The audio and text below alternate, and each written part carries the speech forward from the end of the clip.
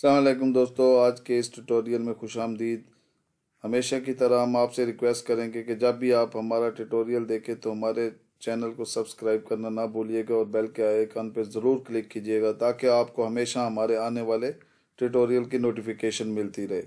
तो दोस्तों, आज के इस ट्यूटोरियल में हम आपको बताएंगे कि जब आप एक वी-सोल की ई-पॉन या जी-पॉन OLT ख़रीदते हैं और उसके अंदर जो है अपलिंक जो होता है वो 10G का होता है, तो जब आप उस OLT को फर्स्ट टाइम पे ओपन करते हैं तो उसके अपलिंक इंटरफेस के अंदर 10G नज़र नहीं आता है, सिर्फ 1G लिखा हुआ नज़र आता है।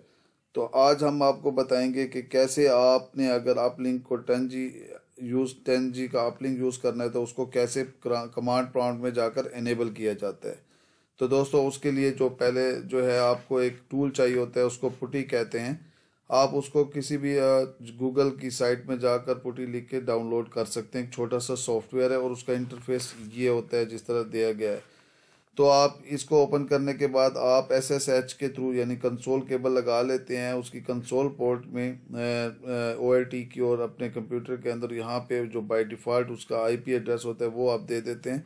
और SSH के लिए जो पोर्ट यूज़ होते हैं 22, लेकिन हमारे केस में यहाँ पे चूँकि हमारी OLT एक ऑपरेशनल है तो हम उसको हमने उसके अंदर टेलनेट इनेबल्ड किया, तो हम यहाँ उसको टेलनेट करेंगे। जब टेलनेट करने के बाद और आप उसको वहाँ पे जो है SSH के थ्रू करेंगे। ये IP डालने के बाद जब आप इसको ओपन करेंगे तो आपके सामने खुल जाएगा। तो आपने यूज़र नेम जो है वो एडमिन देना है और पासवर्ड वही देना है जो आपने अपनी OLT का रखा हुआ है। यहाँ पे हम अपना पासवर्ड दे रहे हैं।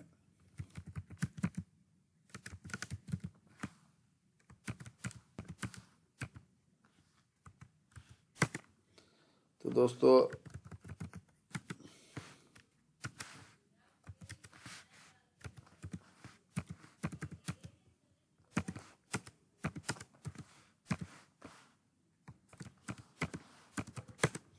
तो देखें दोस्तों, जैसे ही आप पासवर्ड इसमें डालेंगे तो आपके सामने इस तरह की कमांड आ जाएगी। तो इसके बाद आपने इसको इनेबल्ड करना है। उसकी कमांड है EN।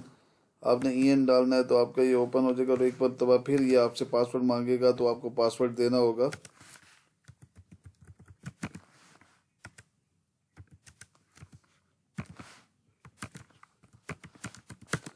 तो जैसे ही दोस्तों आप इसके अंदर पासवर्ड देंगे तो आपके सामने जो है इस तरह से जो है एक कमांड प्रॉम्प्ट खुल जाएगा हैश साइन के साथ। यहाँ पे फिर आपने इसको कॉन्फ़िग मोड में लेके जाना है। कॉन्फ़िग मोड की कमांड होती है, आप यहाँ पे C लिखेंगे और T लिखेंगे, टर्मिनल जैसे करेंगे तो ये कॉन्फ़िग कमांड प्रॉम्प्ट में आ जाएगा। अब आपने जो एक कमांड यूज़ करनी है वो डिबग की यूज़ करनी है। तो दोस्तों, हम यहाँ आपको बताते चलें कि जब भी आप वो वर्ड लिखें और आपको पता ना हो कि फुल कंप्लीट जो है कमांड क्या है, तो हमेशा वो वर्ड लिखने के बाद आप क्वेश्चन मार्क डालें तो आपको एक फुल कमांड की हेल्प मिल जाएगी। तो आप देखिए यहाँ पे फुल कमांड जो है वो डिबग नहीं है बल्कि डिबग मोड है। तो हमने जैसे क्वेश्चन मार्क डाला तो नीचे यहाँ आप देख सकते हैं कि मोड लिखा हुआ आ गया। तो यहाँ पे अब हम डिबग मोड कहते हैं, तो आप डिबग मोड में हम चले जाएंगे। डिबग मोड में जाने के बाद जो है यहाँ पे हम इसका 10G इंटरफेस जो है वो इनेबल कर सकते हैं और उसकी कमांड है सेट।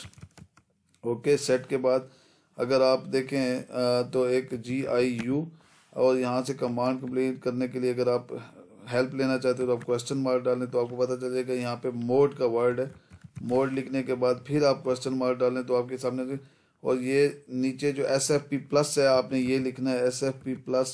चूँकि SFP+ इसका 10G का जो है ये सिंटेक्स है। तो जब हम आप जैसे इसके ऊपर क्लिक करेंगे तो देखें सक्सेस लिखा आ गया है।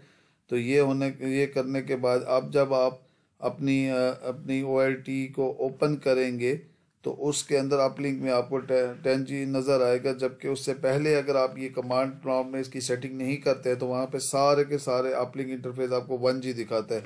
तो आइए अब हम आपको OLT इंटरफेस के अंदर 10G दिखाते हैं। दोस्तों, तो जब आप इसका बाय डिफ़ॉल्ट IP एड्रेस डालेंगे और जो यूज़र नेम एडमिन और उसका पासवर्ड आपकी OLT के बॉक्स पर लिखा होगा डालेंगे तो आपके सामने इस तरह का वी-सोल का इंटरफेस ओपन होगा।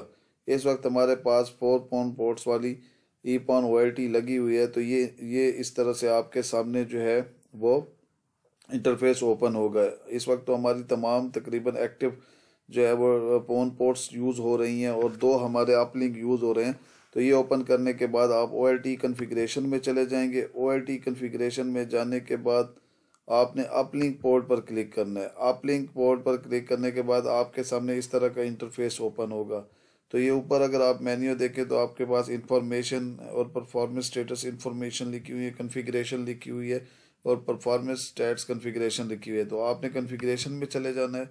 जैसे ही आप कॉन्फ़िगरेशन में जाएंगे तो दोस्तों अगर आपने हमारे ट्यूटोरियल को देखकर कमांड प्रॉम्प्ट यूज़ नहीं किया तो यहाँ पर ये 10G का ऑप्शन नहीं होगा और सिर्फ आपको जो बाय डिफ़ॉल्ट ऑप्शन यहाँ पर मिलेंगे वो 100,000 के मिलेंगे, जबकि 10G का नहीं होगा। लेकिन जैसे ही वो कमांड जो हमने आपको सिखाई है उसको आप जो है वो रन करेंगे और उसको सेव कर लेंगे। शायद हमने आपको कमांड प्रॉम्प्ट में डिबग की कमांड लगाने के बाद एंड पे ये नहीं बताया था कि उसको सेव किया जाता है और उसकी कमांड जो है वो WOR होती है। तो आपने set GIU mode SFP plus करने के बाद सक्सेस होने के बाद WOR की कमांड भी लिखनी है। इससे आपकी जो है वो कॉन्फ़िगरेशन सेव हो जाएगी। वरना अगर आप उस कॉन्फ़िगरेशन को सेव नहीं करते हैं तो अगर उस दरमियान लाइट चली गई और कॉन्फ़िगरेशन सेव ना हुई तो आपको यहाँ पर ये जो है 10G का लिंक नज़र नहीं, ऐसे 10G की आप लिंक नज़र कॉन्फ़िगरेशन नज़र नहीं आएगी।